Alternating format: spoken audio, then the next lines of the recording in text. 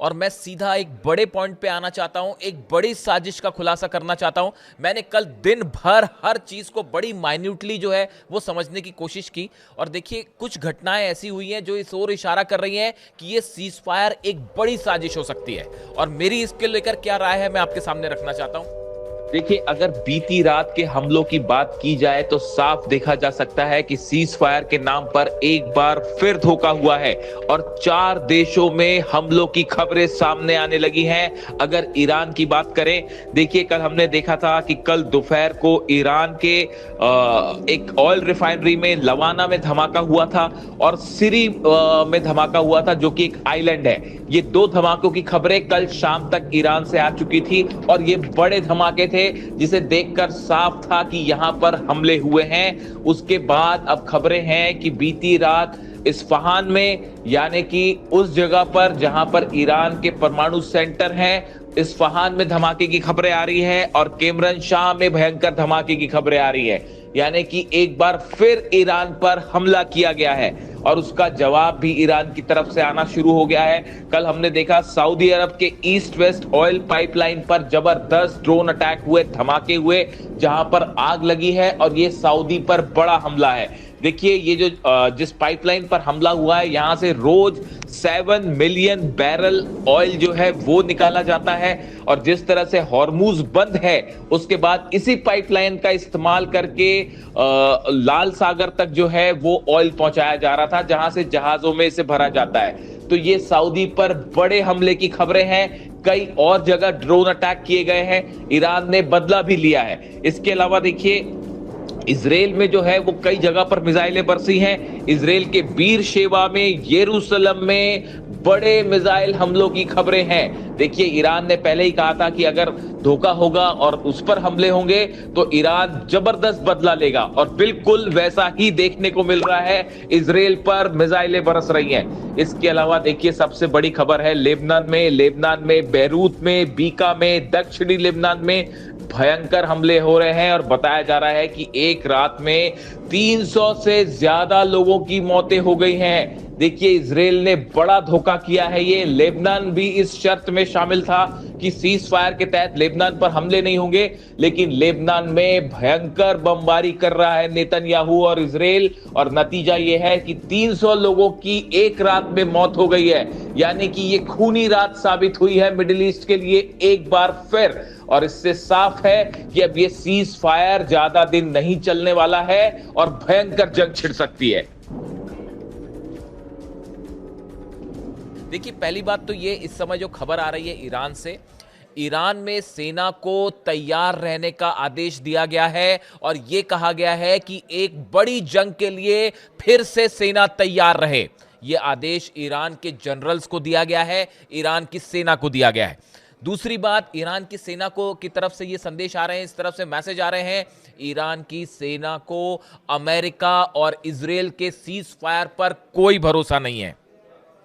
तीसरी बड़ी खबर ईरान से आ रही है, बड़ी संख्या में जो लॉन्च पैड्स तबाह हुए थे उनको तेजी से दुरुस्त करने का काम शुरू हो चुका है, कल ही शुरू हो चुका है। देखिए, ये बहुत ही जबरदस्त बात है। देखिए, खामेनेई साहब ने भी बिल्कुल यही आदेश दिया था। जो 12 दिन की जंग हुई थी, आपको याद होगा, 12 दिन की जंग, जब उस पर सीज फायर हुआ, डोनाल्ड ट्रंप ने सीज फायर किया, उस दिन की मेरे को एक एक चीज याद है। उस दिन की, जिस दिन 12 दिन की जंग खत्म हुई थी, उसी शाम से ईरान अगले जंग की तैयारी में जुट गया था, खामेनेई साहब के आदेश पर जुट गया था। और देखिए, उनका स्पेकुलेशन कितना सही साबित हुआ, फिर से हमला हुआ ईरान पे।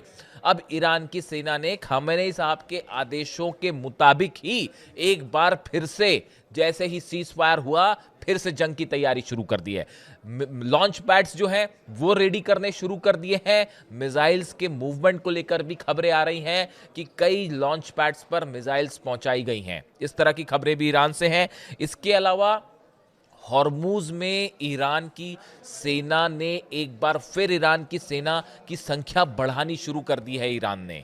देखिए, ये बेहद अहम खबर है और ये सब ईरान ने क्यों किया, ये समझने की ज़रूरत है। देखिए, मैं एक बड़े मुझे कल से मैंने सबके बयान देखे, डोनाल्ड ट्रंप का बयान देखा, जेडी वेंस का बयान देखा, पीट हेग्सेथ ने कल शाम को प्रेस कॉन्फ्रेंस करी, कहा कि अमेरिका जीत गया है।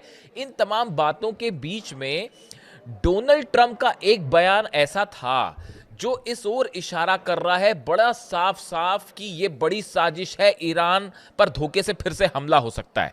अब मैं ऐसा क्यों कह रहा हूं, देखिए डोनाल्ड ट्रंप का कल एक बयान आता है कि हॉर्मूज में जहाजों की आवाजाही में अमेरिका की सेना मदद करेगी। ये डोनाल्ड ट्रंप कह रहे हैं। वो ये कह रहे हैं कि हॉर्मूज में ठीक से जहाज निकल रहे हैं या नहीं निकल रहे, ईरान इनको जाने दे रहा है कि नहीं दे रहा है, इसमें सहयोग करने के लिए अमेरिका की सेना तैयार है और हम वहां पे देखरेख करेंगे। इसका क्या मतलब है? इसका मतलब ये है कि डोनाल्ड ट्रंप ये चाहते हैं कि अमेरिका की फोर्सेस को हॉर्मूज आने दिया जाए, जहाजों से आने दिया जाए। अभी तो नहीं आ पा रहे थे, अभी अगर जहाज आते तो उनका क्या हाल होता सब जानते हैं। अभी तो हवाई हमले ही हो रहे थे। देखिए ईरान में जो नुकसान हुआ है वो बस हवाई हमलों से हुआ या टॉमहॉक मिसाइल से हुआ। अमेरिका के जो सैनिकों ने कदम रखा ईरान पे, उसका क्या हालत हुई उस पायलट्स के चक्कर में, ये सब जानते हैं। हॉर्मूज में एक भी अमेरिकी सैनिक नीचे नहीं उतर पाया। दुनिया की सबसे बड़ी नेवी होने का दावा, सबसे बड़े सैनिक होने का दावा, कोई वहां कदम नहीं रख पाया। अब डोनाल्ड ट्रंप क्या कह रहे हैं कि हमारी सेना को आप हॉर्मूज में आने दीजिए ताकि हम मॉनिटर करें जहाज निकल रहे हैं या नहीं निकल रहे। अब इसका एक मतलब क्या है कि वहां पे जो माइंस बिछी हुई हैं हॉर्मूज में, कहां कहां माइंस बिछी है सिर्फ ईरान की सेना जानती है और कोई नहीं जानता। तो बड़ी साधारण सी बात है कि डोनाल्ड ट्रंप ये भी चाह रहे हैं कि उन माइंस को हटा लिया जाए, हमारे को वहां अंदर आने दिया जाए। अरे क्या समझ रखा आपने ईरान को और ईरान की सेना को? मुझे तो कभी कभी आश्चर्य होता है, मतलब जिस तरह से ऑपरेशन ट्रंप ने करने की कोशिश की और अमेरिका ने करने की कोशिश की, बड़ा चाइल्डिश अप्रोच रहा। ये कैसे ऑपरेशन ना किया जाए, कैसे मिलिट्री एक्शन ना किया जाए, इसका परफेक्ट एग्जाम्पल है ये। अब देखिए अब्बास अराक्ची साहब, ऐसी फेवरेट नहीं है मेरे अब्बास अराक्ची साहब। अब्बास अराक्ची साहब ने डोनाल्ड ट्रंप को तुरंत कल ही जवाब दे दिया। उन्होंने कहा ऐसा है मिस्टर ट्रंप कि जो हॉर्मूज है ये ईरान के कंट्रोल में था, ईरान के कंट्रोल में है और ईरान के कंट्रोल में ही रहेगा। यहां से कौन सा जहाज निकलेगा नहीं निकलेगा इसकी देखरेख ईरान की सेना कर लेगी, आपको यहां आने की जरूरत नहीं है। सीज फायर है नहीं है क्या है वो बात अलग, पाकिस्तान में क्या बात होती है नहीं होती है उसको अलग रखिए। हॉर्मूज में अमेरिका की सेना भेजने की जरूरत नहीं है और हम इसको कतई स्वीकार नहीं करेंगे। और हॉर्मूज में ईरान की सेना का कंट्रोल है। अब आप समझ रहे हैं कितनी सफाई से यह प्लान तैयार था कि साहब सीज फायर किया जाए, सीज फायर करके हॉर्मूज में जो माइंस हैं उसको हटवाया जाए और एक इंटरनेशनल को एक मॉनिटरिंग टीम बना के अमेरिका की सेना भी वहां पहुंच जाए और उसके बाद आप कब हमले कर देंगे कोई गारंटी है क्या? आप गजा में आंकड़े बताऊं मैं आपको, गजा में जो ये सीज फायर हुआ 27 नवंबर 2000, देखिए गजा और लेबनान में जो सीज फायर हुआ, एक आंकड़ा है कि गाजा में 15,000 बार जो है वो इजराइल सीज फायर तोड़ चुका है, 15,000 से ज्यादा। वो जो डोनाल्ड ट्रंप आए थे इजराइल में अनाउंसमेंट करने के लिए और पार्लियामेंट में बड़ी बड़ी बातें हुई थी, हम ये पीस चाहते हैं वो पीस चाहते हैं, और नेतन्याहू ने भी पीस की बातें की, डोनाल्ड ट्रंप ने भी पीस की बातें की। उस सीज फायर का क्या हुआ? 15,000 बार हमला कर चुका है इजराइल गाजा के ऊपर। किस पर विश्वास किया जाएगा? ईरान की सेना आप पर विश्वास करेगी? हकीकत यह है अली खामनेई साहब को जिस तरह से असैसिनेट किया गया उसके बाद ईरान की सेना का गुस्सा इतना भी कम नहीं हुआ है और वो हर चीज के लिए तैयार है। वो अच्छे से जानते हैं साहब कि ये क्या करने वाले। ईरान को और ईरान की सेना को 1% विश्वास नहीं है, ना डोनाल्ड ट्रंप के ऊपर और ना नेतन्याहू के ऊपर। जब किसी को किसी पर विश्वास ही नहीं है तो फिर कहां का सीज फायर और कहां की क्या? आप समझ रहे हैं? आप समझे इस बात को कि किस सफाई के साथ वहां पे माइंस हटा के अपनी सेना को भेजने का प्रस्ताव था। अब्बास अराक्ची साहब ने उसको तुरंत मना कर दिया, कोई जरूरत ही नहीं अपनी सेना भेजने की, ईरान की सेना जानेगी क्या करना है। अब इसके आप देखिए, इसके बाद एक और बड़ा डेवलपमेंट था कल, जो कल खबरें आई, अगर आप उसको फॉलो करें। कल ऐसा बताया जाता है, मतलब मुझे जो जानकारी है, मैंने अपने हिसाब से जो चीज़ों को एनालाइज किया कि संभवतः शहबाज शरीफ ने, पाकिस्तान के प्रधानमंत्री जो हैं, उन्होंने ईरान के राष्ट्रपति से फ़ोन पर बात की। ये बात कब की है? ये सीज फायर अनाउंसमेंट हो गया उसके बाद कल दोपहर के आसपास जैसी जानकारी है कि शहबाज शरीफ ने ईरान के राष्ट्रपति से बात की और वो बातचीत का जो संदेश है वो डोनाल्ड ट्रंप तक पहुंचा दिया।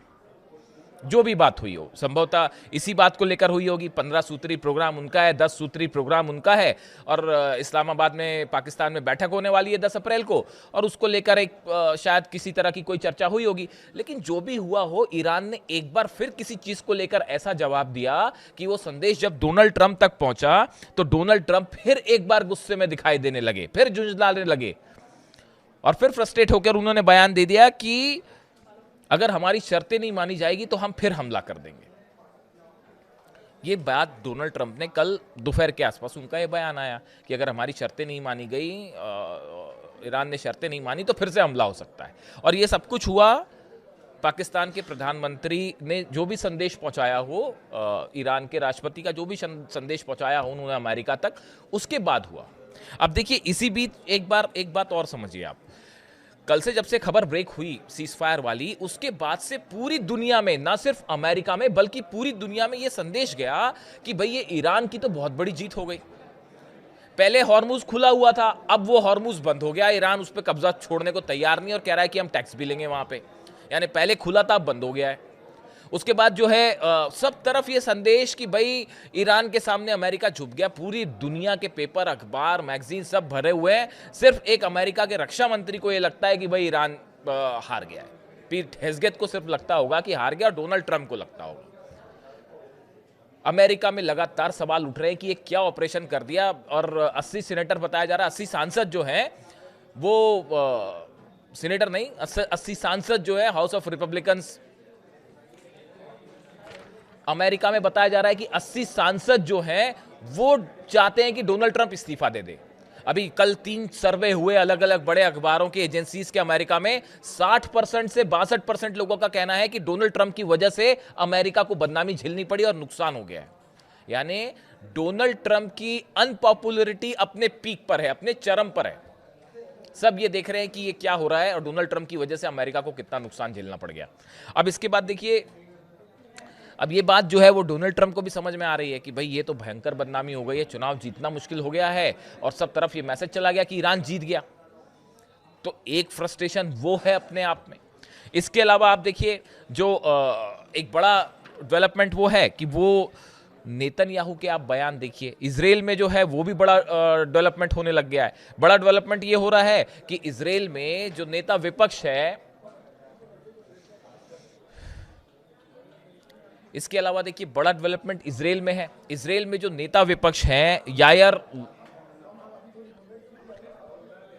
इसके अलावा देखिए इजराइल में बड़ा डेवलपमेंट है। इजराइल में जो यायर लैपिड हैं, नेता विपक्ष जो हैं, इनका बयान आया है कि डोनाल्ड ट्रंप ने सीज फायर का अनाउंसमेंट कर दिया और नेतन्याहू से कोई चर्चा तक नहीं की, उनसे सलाह मशविरा तक नहीं किया गया, सीधा जानकारी दे दी गई कि बस हम सीज फायर कर रहे हैं। यानी इजराइल को बुरी तरह से जो है निगलेक्ट किया गया डोनाल्ड ट्रंप की तरफ से। और यही वजह है कि नेतन्याहू ये कह रहे हैं कि हम जो है लेबनान पर जो है वो इस सीजफायर का हिस्सा नहीं है, और लेबनान पर तो हमारे हमले जारी रहेंगे। ईरान ने तुरंत कह दिया अगर लेबनान पर आप हमला करते हो तो सीजफायर का उल्लंघन माना जाएगा। यानी आमने सामने है इजराइल और ईरान एक बार फिर इस मुद्दे को लेकर। इसीलिए एक्सपर्ट से मान के चल रहे हैं कि ये सीज फायर एक बड़ा प्लॉट है, बड़ा धोखा है जो ज्यादा दिन चलने वाला नहीं है। और इसी वजह से ईरान इस बात को अच्छी तरह समझता है। इसी वजह से एक बड़ी जंग की तैयारी में ईरान की सेना फौरन जुट चुकी है। और हकीकत यह है कि हॉर्मुज में एक बड़ा प्लान फिर से तैयार किया गया है। देखिए, एक तो कल आपने ये खबरें सुनी होंगी इस तरह से कि लेबनान में, इजराइल में, इराक में कई जगह सीज फायर टूटा और कई जगह हमले जारी रहे सीज फायर के अनाउंसमेंट के बाद भी। उसकी बड़ी वजह ये थी, मैंने आपको पहले ही बताया था, 31 पार्ट में जो है ईरान की सेना डिवाइडेड है और वो कमांडर्स का आपस में ज़्यादा संपर्क नहीं है। तो उनको जब तक बोला नहीं गया आप रुकिए, संपर्क हुआ, वो उनके पास मिसाइल्स है, उनके पास अपने कमांडर्स हैं जो मिसाइल दाग रहे हैं। सबको बता दिया गया है कि आपको डिमोना, हर चीज तय थी। तो उसको रोकने में टाइम लगा, इसलिए कई जगह हमले होते रहे। इसके अलावा लेकिन 2 ब्लास्ट ऐसे हुए, एक तो ईरान में रिफाइनरी, जो लवाना रिफाइनरी है, उसमें धमाका हुआ जो संदेहास्पद है बहुत कि क्यों हुआ। दूसरा जो है एक श्री आइलैंड है, यहां पर भी ब्लास्ट हुआ ईरान में। अब इसकी 2 वजह हो सकती है। पहली वजह कि किसी तरह का यहाँ टाइमर लगा हुआ था, आईडीज लगे हुए थे। इस तरह की घटनाएं बहुत होती हैं ईरान में, क्योंकि ईरान में बड़ी बड़ी संख्या में मोसाद के एजेंट हैं। वो कई रिफाइनरीज में, कई इंडस्ट्रियल एरियाज में जो है वो टाइमर्स के साथ आईडीज फिट करते हैं जो एक्सप्लोड कर जाते हैं, जिससे नुकसान होता है। या तो इस तरह की कोई चीज़ थी, या फिर ये इसराइल की तरफ से किसी तरह की ड्रोन स्ट्राइक थी। इस तरह की भी है खबरें जो है। इसके अलावा कोई तीसरा हादसा नहीं होता। ये हादसे की सब बातें बेकार हैं। तो खैर, ईरान ने इस बारे में कुछ नहीं कहा, तो हम ज़्यादा उसको कैलकुलेशन नहीं करेंगे, वेट करेंगे इस बारे में ईरान क्या बोलता है। तो इस तरह की खबरें कल दिन भर चलती रही कि सीज फायर टूटा है, सीज फायर टूटा है, लेकिन इसके लिए इंतजार करना पड़ेगा। अब देखिए, हालात ये है कुल मिला के कि ये जो बातचीत हो रही है, इस बातचीत के पहले ही बड़े स्तर पर जंग की तैयारी में ईरान भी है। और देखिए, दूसरी एक बेहद अहम खबर जो आप इस बात पर खुद नजर रखिएगा कि हॉर्मूज के आसपास, चाहे अरेबियन सी हो या फिर फारस की खाड़ी के आसपास या फिर मेडिटेरियन सी में, ये सब जगह, या फिर रेड सी में, सब जगह अमेरिका के जो जहाज हैं इनका क्या मूवमेंट होता है। यहां पर कौन से वॉरशिप्स, क्या कोई शिप वॉरशिप पीछे हटा है, क्या ट्रिपोली पीछे हटाया गया, क्या अब्राहम लिंकन पीछे हटाया गया, क्या जेरल्ड आर फोर्ड पीछे हटाया गया, George W Bush aircraft carrier जो है क्या इसको पीछे हटाया गया, F-16 जो जेट्स हैं, F-35 जेट्स, इनकी क्या मूवमेंट है, जो मरीन्स अलग अलग सोल्जर्स आए हैं इनकी क्या मूवमेंट है, B-2 बॉम्बर्स की क्या मूवमेंट है, इन सब पर नजर रखी जा रही है पैनी। अगर सीज फायर है, वाकई अमेरिका ये चाहता है कि लंबे समय तक के लिए जंग रोकी जाए, तो इनका मूवमेंट होगा, ये सब हटेंगे यहाँ से। अभी 1 इंच भी कोई चीज़ पीछे नहीं हटी है, ना कोई वॉरशिप पीछे हटा है, ना कोई सेना पीछे हटी है, और जो जहाँ था वो वहीं मौजूद है। यानी अमेरिका एक बड़ी तैयारी में हो सकता है। भाई, हथियार खत्म हो रहे थे, पेट्रियट खत्म हो रहे थे, थार्ड खत्म हो रहे थे, डिफेंस सिस्टम तबाह था, उसको फिर से वहाँ पहुँचाने के लिए वक्त तो चाहिए। बड़े सारे एक्सपर्ट्स ये कह रहे हैं कि ये टाइम बाइंग टेक्निक है, टाइम चाहिए अमेरिका को फिर से रिग्रुप होने के लिए, वरना ईरान ने तो फजियत मचा दी थी। तो इसीलिए ये कहा जा रहा है, बड़े सारे एक्सपर्ट्स का मानना है कि ये एक बड़ा धोखा है, बड़ी चाल, बड़ा प्लॉट है, जिसको लेकर ईरान को सावधान रहना होगा। और इसीलिए हॉर्मूज में ईरान की सेना बड़ी एक्सरसाइज में जुटी हुई है, हर चीज पर पैनी नजर रखी जा रही है। वीडियो कैसा लगा जरूर बताएं, जो भी अपडेट होगा मैं आप तक पहुंचाऊंगा। Thank you so much.